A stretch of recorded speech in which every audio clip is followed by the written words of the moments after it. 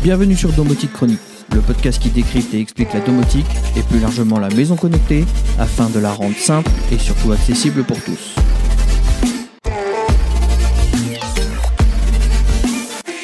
Bonjour à tous, je suis très heureux de vous retrouver dans un nouvel épisode de Domotique Chronique.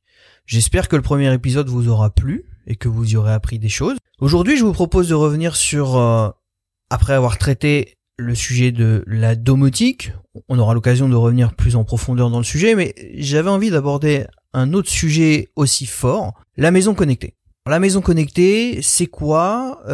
C'est un peu une nébuleuse. On parle beaucoup de maisons connectées, on y intègre d'ailleurs la domotique à tort. Je vous propose de revenir un petit peu sur tout ça et de répondre aux différentes questions. En quoi la maison connectée est différente de la domotique ? Quel protocole pour la maison connectée ?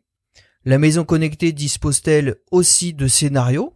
Quelle solution pour démarrer dans la maison connectée ? Et enfin, les enceintes connectées, est-ce vraiment le point d'entrée dans la maison connectée ? Pas mal de questions que j'ai au quotidien sur Domoblog, donc on va en profiter dans ce podcast pour y répondre et essayer d'être le plus concis sans rentrer trop dans la technique, comme toujours. Si aujourd'hui parler de maison connectée ou maison intelligente est quelque chose d'assez courant, il y a une dizaine d'années, voire moins que ça, c'était quelque chose qui appartenait uniquement à une certaine catégorie de personnes, souvent un peu geek, technophile ou informaticien, qui s'adonnait à cette pratique. Alors on était plus sur de la domotique avant de voir l'ouverture vers la maison connectée comme on la connaît aujourd'hui. C'est quelque chose qui tenait un peu plus de la fiction. On peut dire que c'est quelque chose qu'on enviait tous quand on le voyait dans les films, mais pour nous c'était vraiment quelque chose d'inimaginable à la maison. Je vous propose d'ailleurs d'écouter un petit extrait sonore qui m'avait marqué à l'époque et qui faisait vraiment rêver. C'était il y a bien longtemps. Allez, je vous passe et on en discute après. Lumière. Oh bon sang. Cuisine, des toasts et du café. Télévision, ICS. Vous l'avez ? Non ? Bon, les plus cinéphiles d'entre nous l'auront reconnu. Il s'agit du film Running Man de Paul Michael Glaser avec Arnold Schwarzenegger. Un film de 1987, donc qui est pas tout jeune. Et pourtant, à l'époque, on avait cette actrice principale qui rentrait chez elle et qui parlait à sa maison et sa maison s'exécutait. Allume la lumière, fais des toasts et du café. Bon, on n'en est pas encore là chez nous, mais on n'est pas loin. Et allume la télé, choisis le canal. Et voilà, aujourd'hui, ça paraît évident, c'est quelque chose qu'on fait tous. Je pense que si vous écoutez ce podcast, c'est quelque chose qui vous plaît et donc que vous avez déjà mis en place chez vous. On a tous une enceinte connectée, Google Nest, Amazon Echo ou encore un HomePod de chez Apple. Bref, on a tous ces assistants Siri, Alexa et Google qui sont là pour nous aider et pour nous permettre de faire au quotidien des choses très simples comme allumer la lumière, allumer un appareil, créer des routines, tout un tas de choses qui aujourd'hui sont des choses du quotidien et qui sont simples et évidentes et qui pourtant, en 87 à l'époque de ce film, ça tenait tout simplement de la fiction. Voilà, donc on peut dire que la maison connectée est quand même passée de la fiction à la réalité. Alors s'il vous plaît, attention cependant à ne pas confondre maison connectée et domotique. Ce sont des domaines très proches. Pour autant, la maison connectée n'est pas la domotique et la domotique n'est pas la maison connectée. Les deux sont en parfaite synergie. On peut avoir une maison connectée grâce à la domotique. En revanche, on ne peut pas avoir de domotique grâce à la maison connectée. Je m'explique. La maison connectée, c'est finalement tout ce qui rassemble les objets connectés. Les objets connectés, vous savez, il y en a beaucoup, de toutes sortes, des ampoules, des prises, des thermostats, des serrures, des sondes, des modules relais, des télécommandes, bref, plein d'objets. Mais ces objets ne fonctionnent pas tous en commun, il y a plusieurs marques, il y a plusieurs protocoles, il y a plusieurs services derrière. On tend à avoir quelque chose qui s'unifie, mais jusqu'à présent, piloter des objets connectés, c'était utiliser une application par marque d'objet et donc ça multipliait le nombre d'applications sur le smartphone. C'est-à-dire qu'on se retrouvait dans une situation où vous avez plusieurs objets à la maison, de plusieurs marques différentes, et du coup, ce qui est censé être simple se complique puisque vous devez switcher d'une application à une autre pour permettre de piloter votre maison. C'est vraiment pas simple, c'est là où la domotique centralise tout et du coup n'a pas cette contrainte. Heureusement, le temps fait que les choses évoluent, les constructeurs et les fabricants se sont mis plus ou moins d'accord On en reparlera plus tard avec la norme Matter qui va sortir et qui va permettre justement cette unification. En attendant, aujourd'hui, on a toujours cette problématique de marques différentes, d'applications multiples, avec chacune son compte et son mot de passe. C'est déjà la folie aujourd'hui, mais là on rajoute de la complexité. Autre différence de taille, on retrouve sur la domotique des moteurs de scénario très avancés, qui permettent de faire des actions imbriquées avec multiples conditions et vraiment aller très très loin, voire même parfois coder un petit script qui va encore permettre dans votre scénario d'aller encore plus loin. On peut considérer que tout est possible dans un scénario domotique, sur un système domotique, tel que JDOM, Home Assistant, Domotix, Idomus, de nombreuses solutions un peu plus complexes à prendre en main, mais qui permettent vraiment d'avoir cette précision dans les scénarios et cette granularité bien particulière dans l'exécution. Concernant la maison connectée, en revanche, ce ne sont pas vraiment des scénarios, on ne peut pas appeler ça des scénarios, mais il y a des automatisations et plus précisément des routines. Google et Amazon aiment beaucoup nommer cela des routines et c'est très bien de ne pas nommer ça des scénarios puisque ça n'en est pas. La routine va permettre des choses au niveau de l'automatisation de vos objets, bien sûr. Maintenant, la routine, c'est pas un scénario domotique. Si vous avez des objets connectés à la maison, peu importe l'application, on peut faire des choses, mais on peut pas aller très très loin. On peut rarement imbriquer des actions, et il en va de même pour les déclencheurs. Le plus grand problème réside finalement dans la compatibilité entre les marques.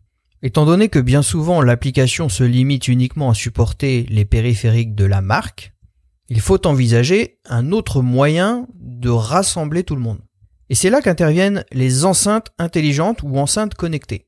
On va aussi pouvoir y faire des routines, faire cohabiter les différents objets de différentes marques entre eux. Ça, c'est un bon point, puisque vous n'avez plus à passer par diverses applications pour les contrôler, mais vous pouvez le faire directement depuis l'application soit Google Home, soit Alexa. Cependant, on est sur quelque chose de très limité. Vous verrez que les routines, que ce soit les routines Amazon ou les routines Google, ne permettent pas non plus parfois de faire ce qui est possible de faire sur l'application. Donc vous oblige de ressortir dans l'application, et puis une fois que vous êtes sur l'application, vous ne pouvez faire des scénarios, ou plutôt des routines, uniquement avec les objets de la marque. Donc là ça perd tout son sens, puisque vous ne pouvez pas combiner une ampoule d'une marque avec un détecteur de mouvement d'une autre marque, pour faire, toujours sur le même exemple, un éclairage automatique qui réagit en fonction des mouvements. Donc c'est très limité, alors que sur la domotique, vous pluguez votre dongle pour parler sur un protocole, le système va parler avec n'importe quel protocole et vous permettre de combiner les différents périphériques, quel que soit le protocole, du moment qu'ils sont connus du serveur domotique. J'espère que c'est maintenant un petit peu plus clair pour vous. Je tenais vraiment à mettre en lumière les différences entre ces deux environnements que sont la domotique et la maison connectée pour vraiment comprendre la problématique. On tend bien sûr vers une unification de ces deux environnements puisque le nouveau standard à venir Matter qui va normalement unifier les différents périphériques et marques sur un seul et même protocole va vraiment permettre, je l'espère, de faire que la domotique et la maison connectée vont finalement ne faire plus qu'une entité et ne plus semer ce trouble dans les esprits. Aujourd'hui, ça n'est pas le cas. On a toujours une vraie distinction entre la domotique qui permet d'aller très très loin et la maison connectée qui permet de, à moindre coût, faire une pseudo-domotique sans aller très loin dans les interactions. Si on veut aller plus loin, on va devoir investir dans un système domotique avec une box domotique ou un serveur domotique qui va nous permettre de vraiment mettre en accord les différentes marques de protocole et les différentes marques d'objets. Concernant le protocole, la maison connectée est essentiellement axée autour du Wi-Fi. Bien pratique pour démarrer dans l'univers de la maison connectée, vous avez quelques objets, un smartphone, et grâce au réseau sans fil qui est déjà déployé dans la maison, vous pouvez commencer à découvrir la maison connectée. C'est également très intéressant au niveau coût, puisque l'impact sera minime, et également sur le temps de mise en œuvre, puisque l'infrastructure est déjà en place. On est donc sur quelque chose de light, on va dire, en matière de communication entre les objets, puisque vous utilisez généralement un seul et unique réseau Wi-Fi à la maison, qui est celui de votre Livebox, Freebox, peu importe, même si vous avez un routeur. Il est très rare de voir dans une installation classique plusieurs réseaux Wi-Fi qui cohabitent. Pourtant, Comme je l'avais déjà mentionné dans le premier épisode, c'est quelque chose que je conseille fortement dans les différents guides et réponses que je peux faire à mes lecteurs. Il est important de bien dissocier les flux de vos objets connectés des flux de vos périphériques personnels. Ordinateur, smartphone, tablette, télé, tous ces accessoires que vous utilisez au quotidien devraient, dans un monde idéal, dans une maison connectée idéale, ne pas pouvoir cohabiter sur le même réseau Wi-Fi que vos objets connectés. Tout simplement parce que la maison connectée, c'est bien, mais les objets sont parfois pas toujours mis à jour, on sait pas vraiment ce qu'il y a comme système d'exploitation derrière, bien souvent c'est des vieilles versions de Linux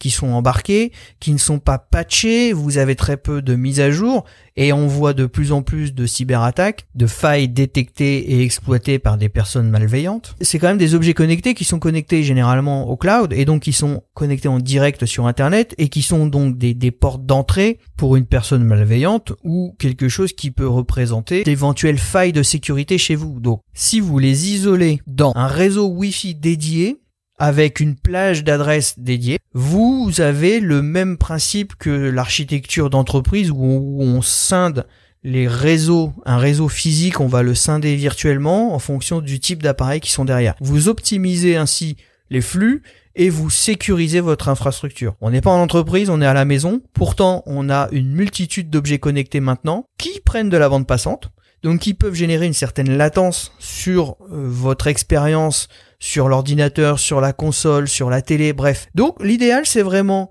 de les isoler autant que possible dans un réseau dédié pour conserver une certaine maîtrise et un certain niveau de sécurité.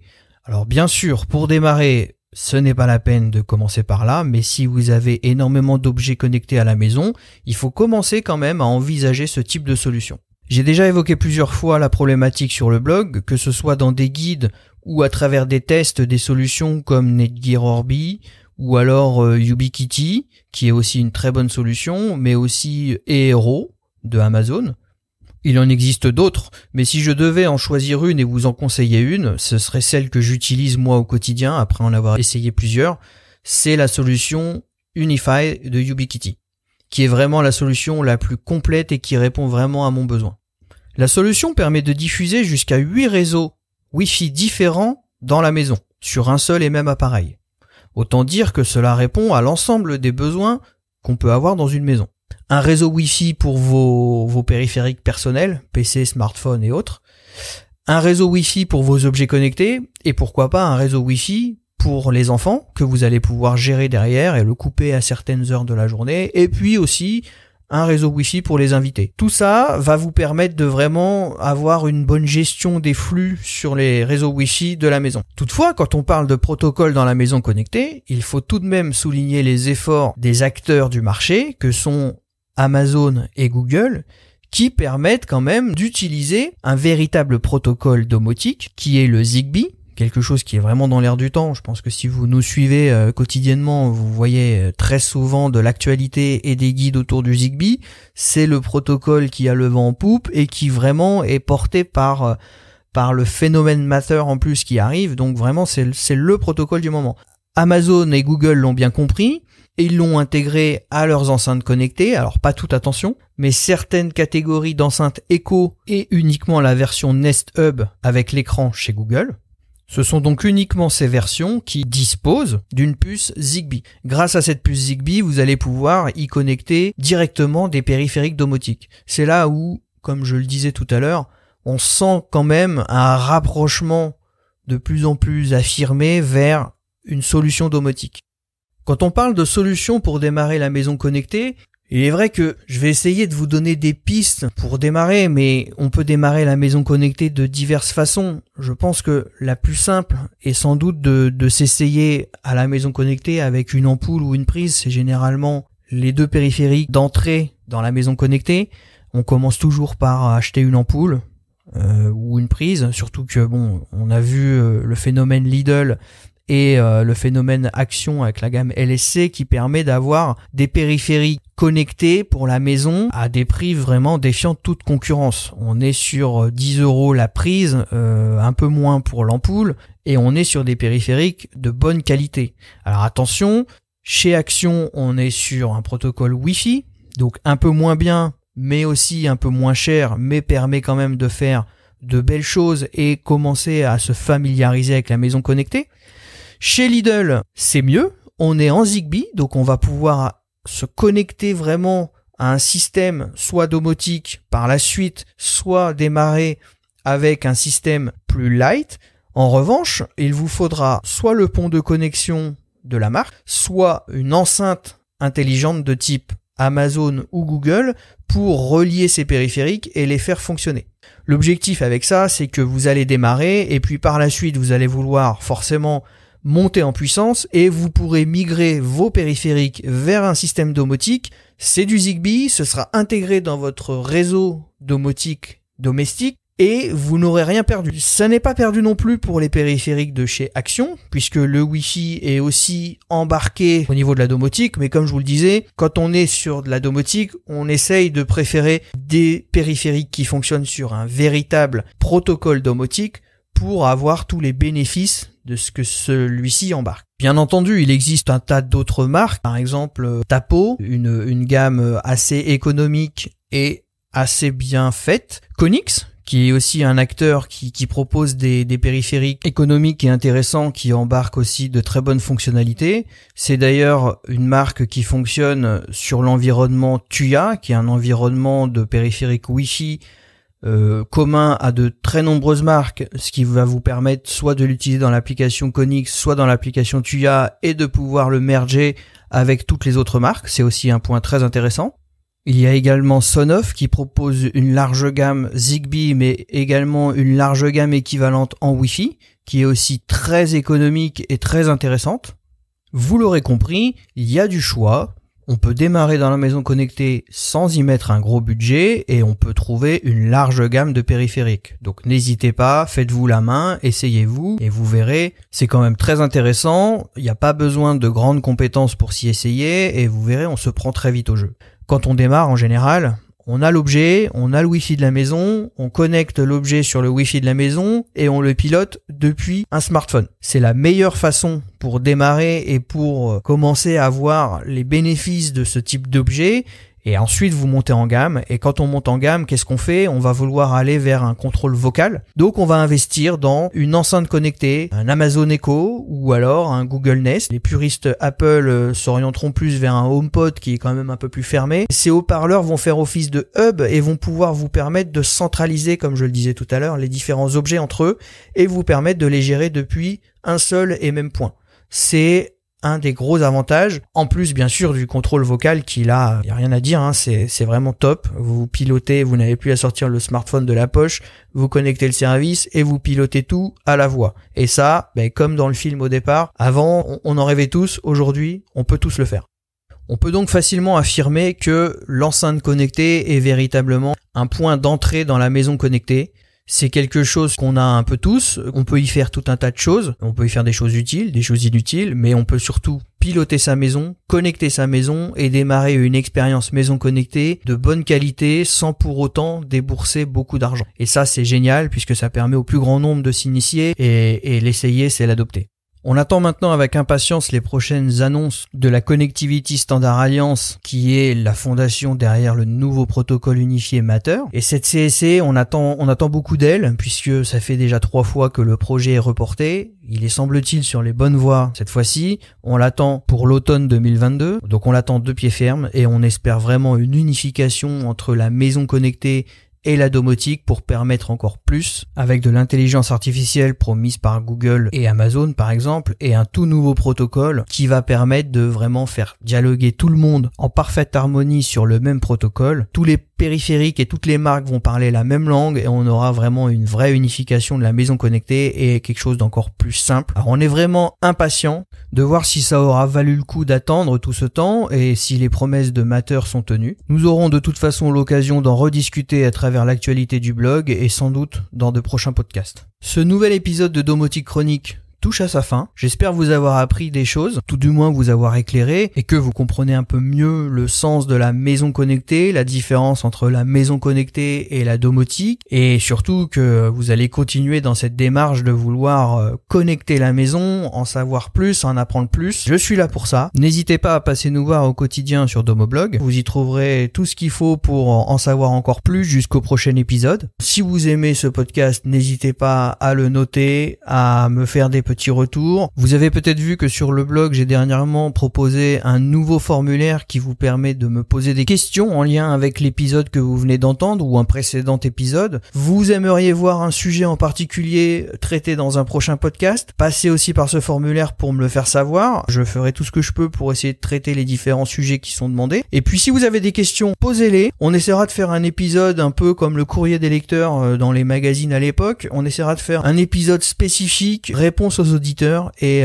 j'essaierai de répondre à toutes vos questions dans cet épisode. Donc n'hésitez pas à poser des questions. Allez-y, je vous mets le lien dans la description comme toujours. Je vous mets quelques liens sur des articles intéressants pour continuer la lecture sur le sujet qui vient d'être traité, la maison connectée. Et puis moi, je vous dis à une prochaine pour un nouvel épisode. Et surtout, n'oubliez pas, domotiser.